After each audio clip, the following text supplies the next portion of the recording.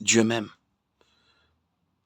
Le Seigneur dit dans Jean 3,17, Dieu en effet n'a pas envoyé son Fils dans le monde pour qu'il juge le monde, mais pour que le monde soit sauvé par lui. Il n'essaie pas de nous montrer notre condition comme il la voit pour nous condamner, mais pour que nous puissions être sauvés, pardonnés, lavés, purifiés et transformés, et recevoir une nouvelle vie, et que nous vivions éternellement. C'est la raison pour laquelle Dieu aime l'homme. C'est la raison pour laquelle Dieu nous aime.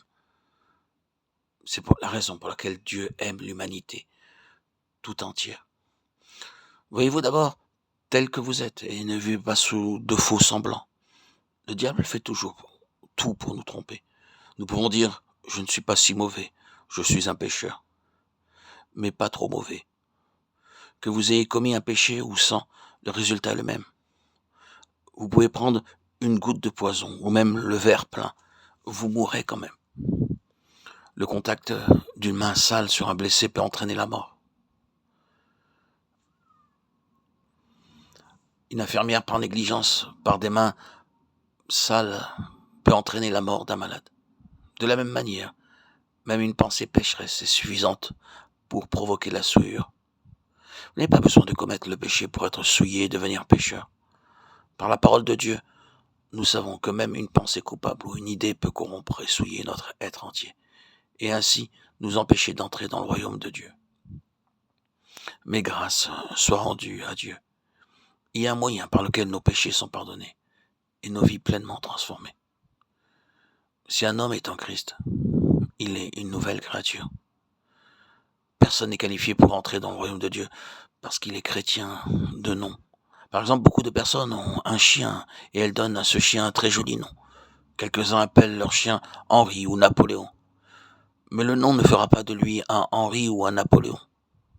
D'autres donnent à leur chien la même nourriture que la leur, mais cela ne fera pas de lui un homme. Un chien est un chien.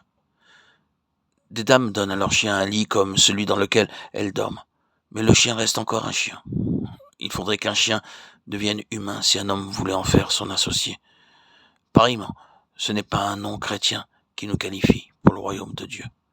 Ceux qui me disent Seigneur, Seigneur n'entreront pas tous dans le royaume des cieux, mais celui-là seul qui fait la volonté de mon Père, qui est dans les cieux. Plusieurs me diront ce jour-là, Seigneur, Seigneur, n'avons-nous pas prophétisé par ton nom? N'avons-nous pas chassé les démons par ton nom? Et n'avons-nous pas fait beaucoup de miracles par ton nom? Matthieu 7, 21-22. Remarquez ceci soigneusement. Le Seigneur répond, alors je leur dirai ouvertement, je ne vous ai jamais connu, retirez-vous de moi, vous qui commettez l'iniquité.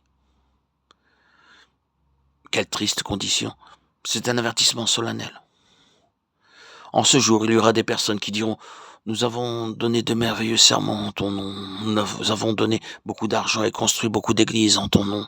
Seigneur, nous avons donné de l'argent pour la Chine, le Japon, l'Inde, les États-Unis, pour construire beaucoup d'églises.